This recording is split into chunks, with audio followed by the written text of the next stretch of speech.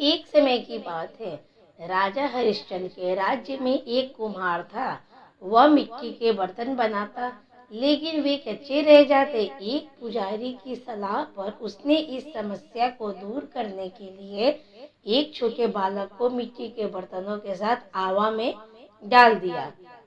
उस दिन संकष्टी चतुर्थी था।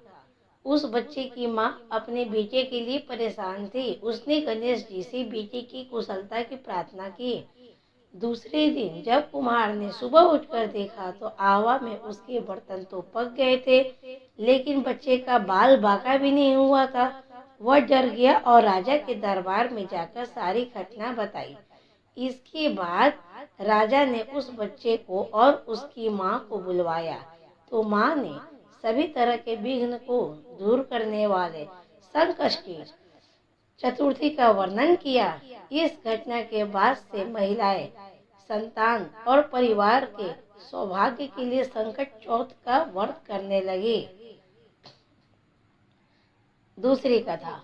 पौराणिक एवं प्रचलित श्री गणेश कथा के अनुसार एक बार देवता कई विपदाओं में घिरे थे। तब वो मदद मांगने भगवान शिव के पास आए। उस समय शिव के साथ कार्तिकेय तथा गणेश जी भी बैठे थे। देवताओं की बात सुनकर शिव जी ने कार्तिकेय व गणेश जी से पूछा कि तुम में से कौन देवताओं के कष्टों का निवारण कर सकता है।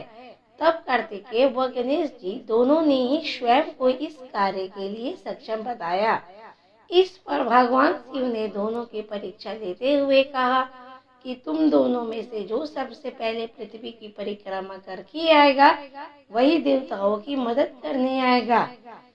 भगवान शिव के मुख से यह वचन सुनते ही कार्तिकेय अपने वाहन मोर पर बैठकर पृथ्वी की परिक्रमा के लिए निकल गए, परंतु गणेश जी सोच में पड़ गए कि वो चूहे के ऊपर चढ़कर सारी पृथ्वी की परिक्रमा करेंगे तो इस कार्य में उन्हें बहुत समय लग जाएगा। तभी उन्हें एक उपाय सूझा। गणेश जी अपने स्थान से उठे और अपने माता पिता की 7 बार परिक्रमा करके वापस बैठ गए। परिक्रमा करके लौटने पर कार्तिकेय स्वयं को विजेता बताने लगे। तब शिव जी ने गणेश जी से पृथ्वी की परिक्रमा न करने का कारण पूछा। तब गणेश ने कहा, माता पिता के चरणों में ही समस्त लोक है। यह सुनकर भगवान शिव ने गणेश जी को देवताओं के संकट दूर करने की आज्ञा दी। इस प्रकार भगवान शिव ने गणेश जी को आशीर्वाद दिया कि चतुर्थी के दिन जो तुम्हारा पूजन करेगा और रात्रि में चंद्रमा को अर्घ्य देगा, उसको उसके तीनों ताप यानी दैविक ताप तथा भौतिक ताप दूर होंगे। इस व्रत को करने से व्रतधारी की सभी तरह के दुख दूर होंगे और उसके जीवन के भौतिक सुखों की प्राप्ति होगी। चारों तरफ से मनुष्य की सुख समृद्धि बढ़ेगी, पुत्र पौत्र आदि धन ऐश्वर्य की कमी नहीं रहेगी। गणेश जी की तीसरी कथा। एक समय की बात है, विष्णु भगवान का विवाह लक्ष्मी जी के साथ निश्चित हो गया। विवाह की तैयारी होने लगी। सभी देवताओं को निमंत्रण भेजे गए, परंतु गणेश जी को निमंत्रण नहीं दिया गया। कारण जो भी रहा हो, अब भगवान विष्णु की बारात जाने का समय आ गया। सभी देवता अपनी पत्नियों के साथ विवाह समारोह में आए। उन सब ने देखा कि गणेश जी कहीं दिखाई नहीं दे रहे हैं। तब वे आपस में चर्चा करने लगे कि क्या गणेश जी को कोई न्योता नहीं है या स्वयं गणेश जी ही नहीं आए हैं। सभी को इस बात पर आश्चर्य होने लगा। तभी सबने विचार किया कि विष्णु भगवान से ही इसका कारण पूछा जाए। विष्णु भगवान से पूछने पर उन्होंने कहा कि हमने गणेश जी के पिता भोलेनाथ महादेव को न्योता भेजा है। यदि गणेश जी अपने पिता के साथ आना चाहते हैं तो आ जाते। अलग से न्योता देने की कोई आवश्यकता भी नहीं थी। दूसरी बात यह है कि उनको 1.25 मन मूंग, 1.25 मन चावल, 1.25 मन घी और 1.25 मन लड्डू का भोजन दिन भर में चाहिए। यदि गणेश जी नहीं आएंगे तो कोई बात नहीं, दूसरे के घर जाकर इतना सारा खाना पीना अच्छा भी नहीं लगता।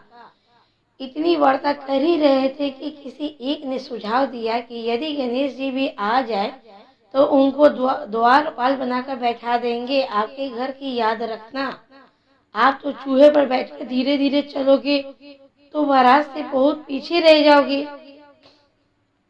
यह सुझाव भी सबको पसंद आ गया तो विष्णु भगवान ने अपनी सहमति दे दी। होना क्या था, इतने में गणेश जी भी वहां आ पहुंचे और उन्हें समझा बुझाकर घर की रखवाली करने बैठा दिया। बारात चल दी। तब नारद जी ने देखा कि गणेश जी तो दरवाजे पर ही बैठे हुए हैं, तो वे गणेश जी के पास गए और रुकने का कारण पूछा। गणेश जी कहने लगे कि विष्णु भगवान ने मेरा बहुत अपमान किया है। नारद जी ने कहा, आप अपनी मूषक सेना को आगे भेज दे तो वो रास्ता खोद देगी जिससे उनका वाहन धरती में धंस जाएगी। तब आपको सम्मान पूर्वक बुलाना पड़ेगा। अब तो गणेश जी ने अपनी मूषक सेना जल्दी से आगे भेज दी और सेना ने जमीन ओली कर दी। तब जब बारात वहां से निकली तो रथों के पहिए धरती में धंस गए। लाख कोशिश करे परंतु पहिए नहीं निकले। सभी ने अपने अपने उपाय किए परंतु पहिए तो नहीं निकले बल्कि जगह जगह से टूट गए। किसी की समझ में नहीं आ रहा था कि अब क्या किया जाए। तब तो नारद जी ने कहा, आप लोगों ने गणेश जी का अपमान करके अच्छा नहीं किया। यदि उन्हें मना कर लाया जाए तो आपका कार्य सिद्ध हो सकता है और यह संकट टल सकता है। शंकर भगवान ने अपने दूत नंदी को भेजा, वह गणेश जी को लेकर आए।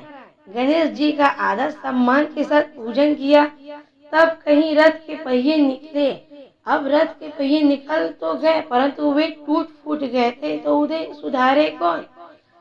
पास के खेत में खाती काम कर रहा था, उसे बुलाया गया। खाती अपना कार्य करने के पहले श्री गणेशाय नमः कर गणेश जी की वंदना मन ही मन करने लगा। देखते ही देखते खाती ने सभी पहियों को ठीक कर दिया। तब खाती कहने लगा कि हे देवताओं, आपने सर्वप्रथम गणेश जी को नहीं मनाया होगा और न ही उनकी पूजा की होगी, इसलिए तो आपके साथ ये संकट आया है।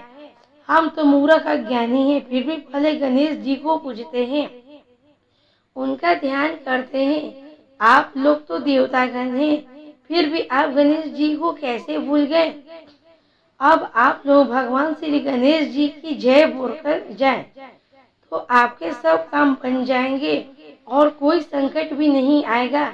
ऐसा कहते हुए बारात वहां से चल दी और विष्णु भगवान का लक्ष्मी जी के साथ विवाह संपन्न कराकर सभी सकुशल घर लौट आए। हे गणेश जी महाराज, आपने विष्णु को जैसे कारज सारियो ऐसे कारज सबको सिद्ध कर जो। बोलो गजानन भगवान की जय। चौथी कथा। श्री गणेश चतुर्थी व्रत की पौराणिक कथा के अनुसार एक बार भगवान शिव तथा माता पार्वती नर्मदा किनारे बैठे थे। वहां माता पार्वती ने भगवान शिव से समय व्यतीत करने के लिए चौपर खेलने को कहा। शिव चौपर खेलने के लिए तैयार हो गए परंतु इस खेल में हार जीत का फैसला कौन करेगा, यह प्रश्न उनके समक्ष उठा तो भगवान शिव ने कुछ तिनके एकत्र कर उसका एक पुतला बनाकर उसकी प्राण प्रतिष्ठा कर दी और पुतले से कहा, बेटा हम चौपर खेलना चाहते हैं परंतु हमारी हार जीत का फैसला करने वाला कोई नहीं है, इसलिए तुम बताना कि हम दोनों में से कौन हारा और कौन जीता। उसके बाद भगवान शिव और माता पार्वती का चौपर खेल शुरू हो गया। यह खेल 3 बार खेला गया और संयोग से तीनों बार माता पार्वती ही जीत गई। खेल समाप्त होने के बाद बालक से हार जीत का फैसला करने के लिए कहा गया तो उस बालक ने महादेव को विजयी बताया। यह सुनकर माता पार्वती क्रोधित हो गई और क्रोध में उन्होंने बालक को लंगड़ा होने, कीचड़ में पड़े रहने का श्राप दे दिया। बालक ने माता पार्वती से माफी मांगी और कहा कि यह मुझसे अज्ञानतावश ऐसा हुआ है, मैंने किसी द्वेष भाव से ऐसा नहीं किया।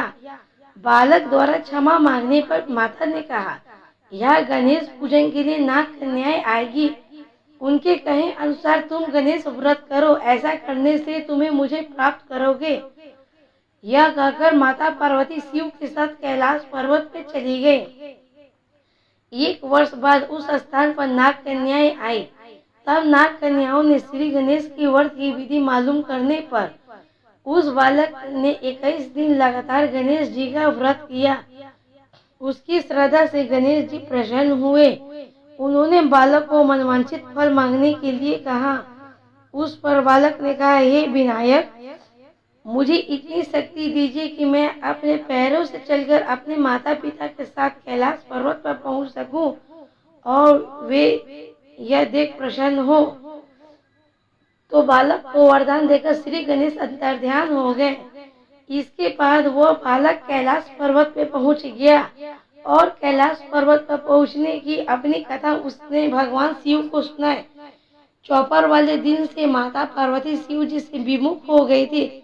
अतः देवी के रुष्ट होने पर भगवान शिव ने भी बालक के बताए अनुसार 21 दिनों तक श्री गणेश का व्रत किया। इस व्रत के प्रभाव से माता पार्वती के मन से भगवान शिव के लिए जो नाराजगी थी वह समाप्त हो गई। तब यह व्रत विधि भगवान शंकर ने माता पार्वती को बताई। यह सुनकर माता पार्वती के मन में भी अपने पुत्र कार्तिकेय से मिलने की इच्छा जागृत हुई। तब माता पार्वती ने भी 21 दिन तक श्री गणेश का व्रत किया तथा दुर्वा फूल और लड्डुओं से गणेश जी का पूजा अर्चन किया। व्रत के 21वें दिन कार्तिकेय स्वयं माता पार्वती जी से आ मिले। उस दिन से श्री गणेश चतुर्थी का यह व्रत समस्त मनोकामनाओं की पूर्ति करने वाला व्रत माना जाता है। इस व्रत को करने से मनुष्य के सारे कष्ट दूर होकर मनुष्य को समस्त सुख सुविधाएं प्राप्त होती है। तो फिर दोस्तों, ये कहानी आपको कैसी लगी नीचे कमेंट बॉक्स में जरूर बताएं। पसंद आई हो तो कृपया चैनल को सब्सक्राइब कीजिए, लाइक कीजिए, शेयर कीजिए, कमेंट कीजिए। धन्यवाद।